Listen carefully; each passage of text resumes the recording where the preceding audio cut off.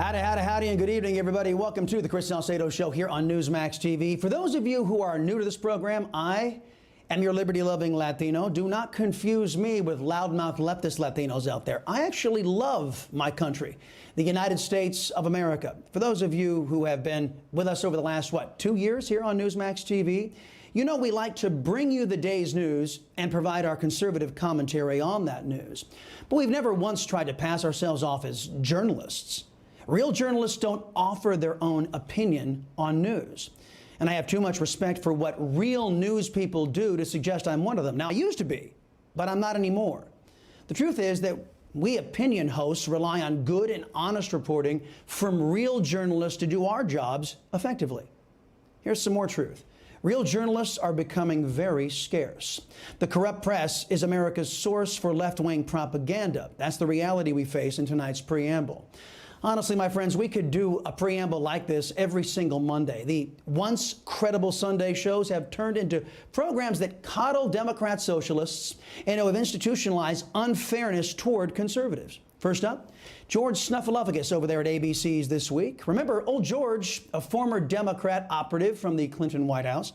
ABC tries to pass him off as a credible newsman. Here he is talking with Nancy Pelosi about the Democrats' next push for infrastructure.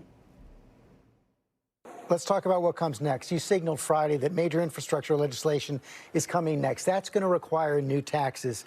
Can you keep Democrats united behind a proposal like that and attract any Republican support? Wait a minute. George Snuffleupagus is supposed to be a journalist, but he asserts that the only way to do infrastructure projects in the United States is to raise your taxes. Now, to be fair, that is one way. It's the socialist way. That's why George declared it was the only way with such certainty. But there is another way. You know, government can divert spending from the federal government's $4 trillion budget to pay for our immediate infrastructure needs. You know, it's a conservative premise that says the American people are taxed enough already. The premise further posits that America's government is already doing much more than it's constitutionally supposed to do. If the government stuck to its lane, they'd have plenty of money for infrastructure. If George were a fair journalist, he would have been able to phrase his question acknowledging both sides. But at ABC, they've already dismissed conservative ideas, pushing the narrative that only left-wing ideas proposed by state-centered extremists are valid. Here's Chuck Todd over at NBC's Meet the Press, applying the same biased and unfair standard to voting integrity. If that doesn't happen, what is your next hope of trying to prevent some of these radical changes that are being proposed around the country?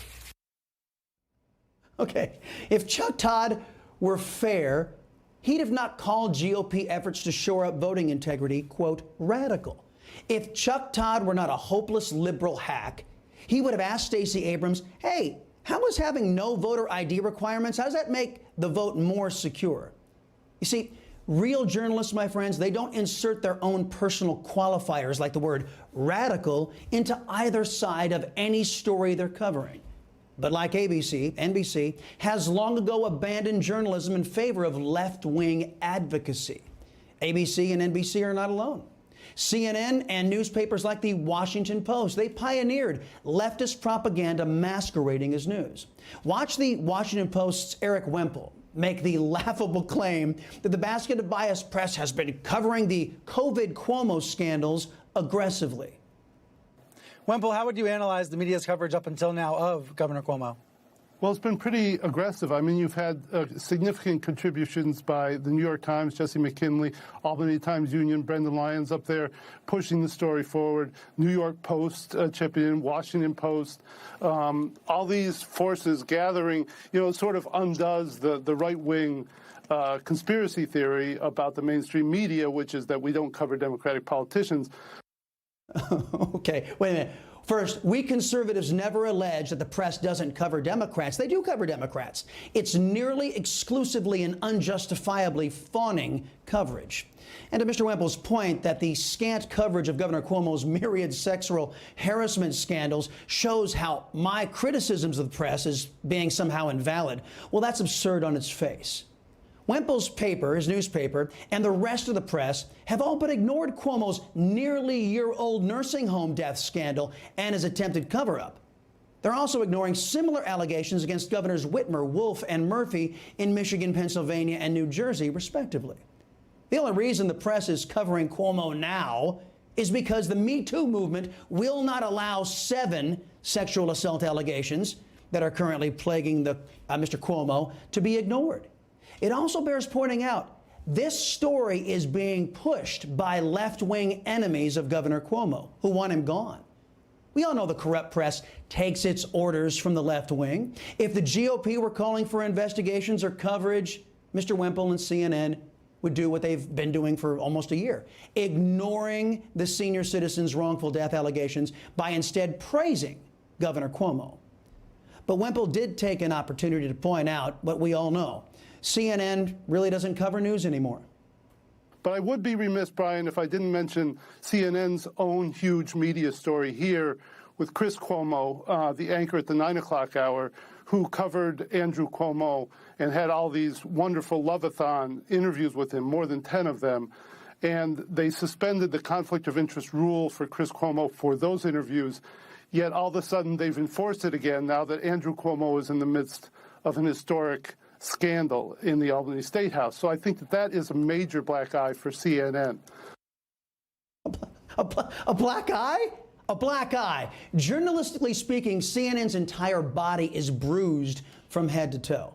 Jeff Zucker, as is the case with all left-wingers, has turned a once proud news organization into a left-wing megaphone for every anti-American, pro-communist China nutcase who wants to tell CNN's ever-shrinking audience how terrible America is.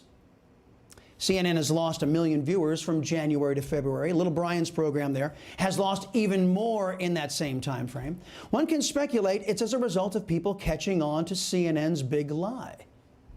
ABC, NBC, CNN, and the Washington Post all claim to be news, but when the people discover that they're only left-wing opinion, well, folks are just taking the remote and tuning out. I guess Americans aren't as stupid as those left-wing outlets think they are.